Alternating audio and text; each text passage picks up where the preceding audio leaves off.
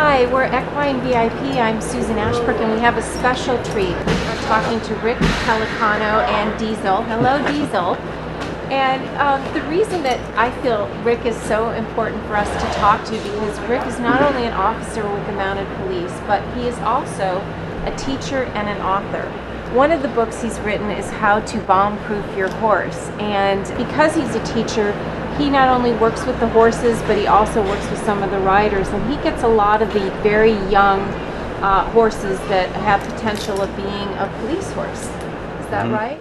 Yeah, some of our horses we've taken in as young as 3 years old before. We have one 3-year-old now. We've had two this year, so it's not unusual to have them that young. Just depends on the horse. And at 3, can you really tell if they're going to be amazing police horses? I don't know if you can tell they'll be amazing, but you can kind of tell by their disposition, you know. But you know, like any 3-year-old horse, they got a short attention span.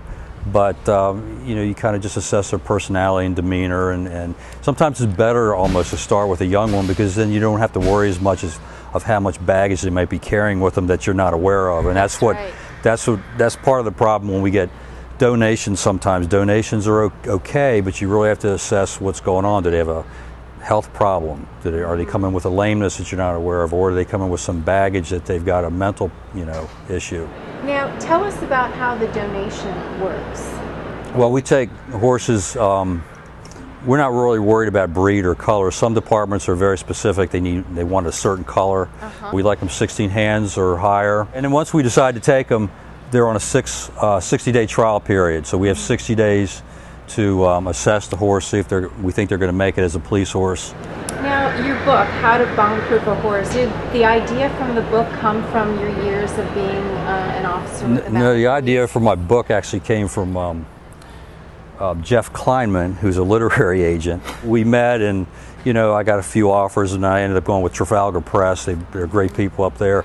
So I'm actually working on the second one right now, and the second one's I don't know if it's an advanced book necessarily, but it gets into some different things than the first, and part of that is schooling your horse and the importance of doing that. I didn't go into that as much in the first book, but it's basically you going into basic schooling thing, what we do for our police horses and why it's beneficial and how it helps you to manage your horse under stress, and how it helps with this whole bomb-proofing picture. And I'm interested in your book because, you know, when I'm coming out on the trail, I don't know what's going to happen. There's a deer that may jump out or something like that, and your book sounds like it would be really helpful. Well, you know, dressage, a lot of times when I do my clinics, a lot of folks are put off by that. They think it's some boring, snobby thing that, you know, rich people do with their horses, and it doesn't really mean anything. But dressage comes from the military. That's who created dressage.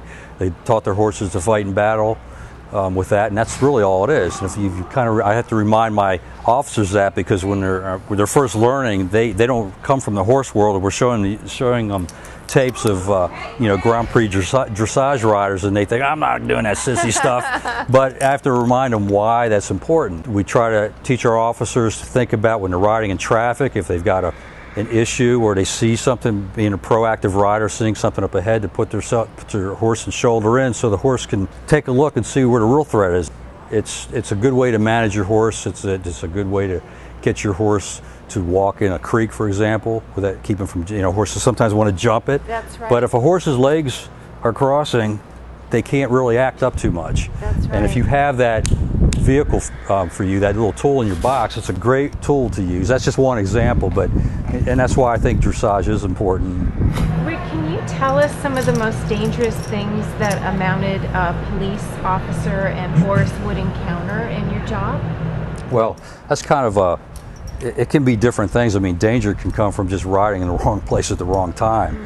The things that I guess the public thinks most about is crowd control, like we just saw the G20 here in Pittsburgh and all the problems they were having up there. So we do that. We're a fully functional, full-service mounted unit in the Washington, D.C. area. We're actually in Montgomery County, but we do things in conjunction with U.S. Park downtown and the D.C. Police Department. So we work the bigger demonstrations downtown. We work University of Maryland for some of their problems. So crowd control, you have that situation, you have that going on. I mean, you've got an angry crowd throwing stuff at you. They don't use tear gas much anymore, but they've got we deploy pepper spray a lot, so you've got to be able to deal with that. The noise, you can't communicate with one another.